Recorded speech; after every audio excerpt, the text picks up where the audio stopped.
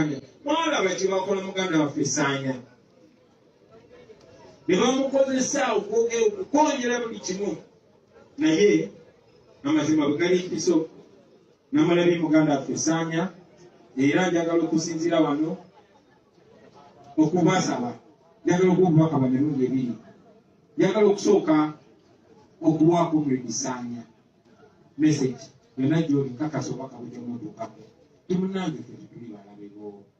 tetuli baganda bo ate tu understand nga tutegeera embeera gy'oyiseemu betwakugamba mu ntandikwa betukugamba kati tetuli balabe bo era bwekira gye tuli tomunange tukwaniriza nga muganda waffe obanga oli kwalaali njagala okweba bafuusoja mwe nalabye nga Ssaanya agamba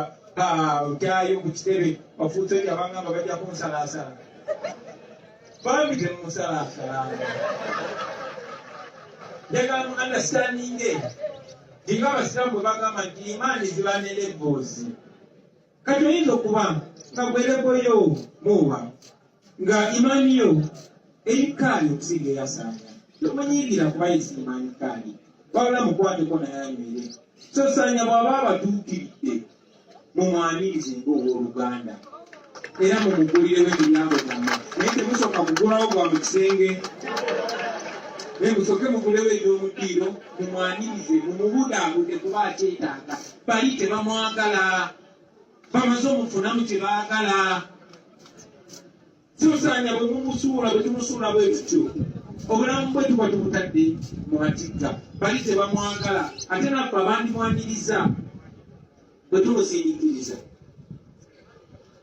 mumazimuze mulabe eno likimu emanyira obbatemula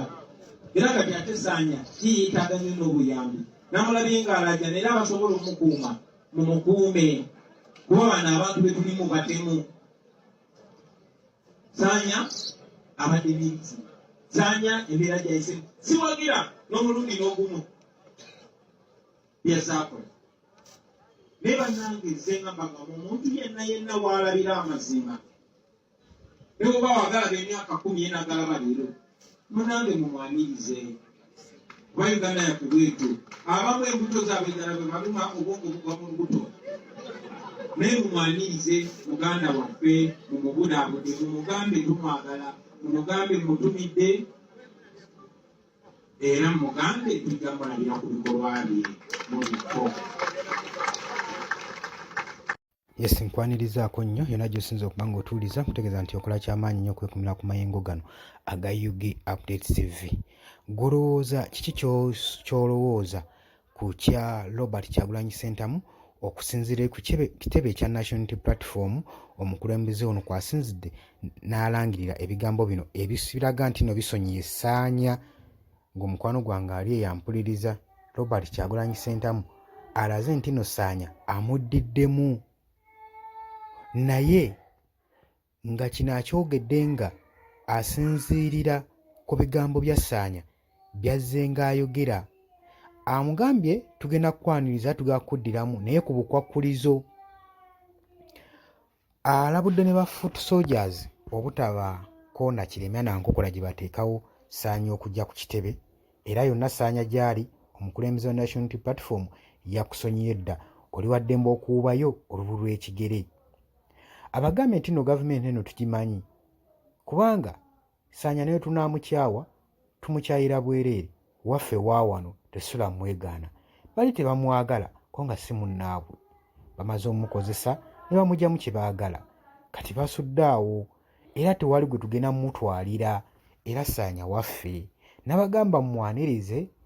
mumwanirize naye tatuuka mu kisenge ako kakulu okwatanga mukazi wo ng'abadde akuteera obutwa mu mmere oba mu caayi n'omusonyiwa tekitegeeza nti noddemu okunywa byaba akuteekekedde era weekengerengamu simanyi oba ekyo okitegedde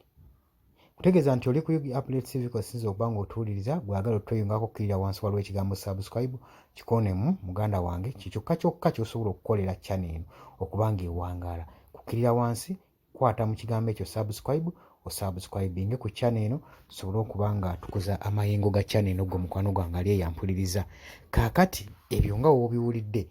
wano we nkusabira okujja mu comment section otangaaze olowooza ki ku nsonga ya President Robert Kyagulanyi Ssentamu okuddiramu Ssaanya. Olowooza Ssaanya ayina ebigendererwa ebirala ebimuleese? Yolowooza ali kwala ali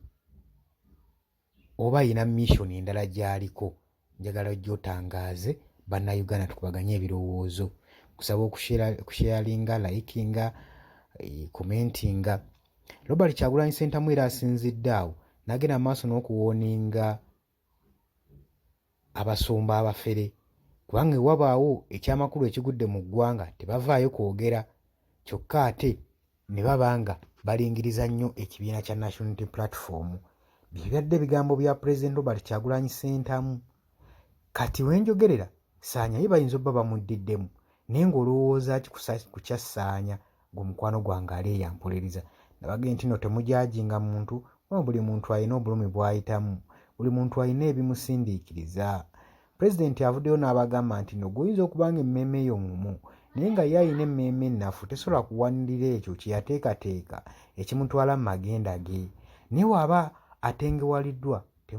temumukyawanga, temumusaliranga musango, mumwanirize yonna yonna gye muli. Kati yonna yonna gwe amanyi Ssaanya gy'ali, olwaddemu omusharinga akantu kano n'akalaba, ne mumuddamu ne mumwaniriza ne mumudaabuda, kuba kati yeetaaga okukumaakuma ng'omukulembeze w'agambye.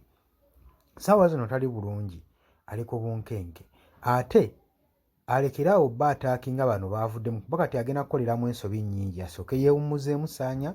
asooke alowooze ku ki kyaddirira, ku ki kyagenda okuzzaako. Tegeeza nti mbadde bawuliriza balungi, mubale kwekumira ku mayengo ga UG Updates TV. Mikwano gyange mwenna mweraba.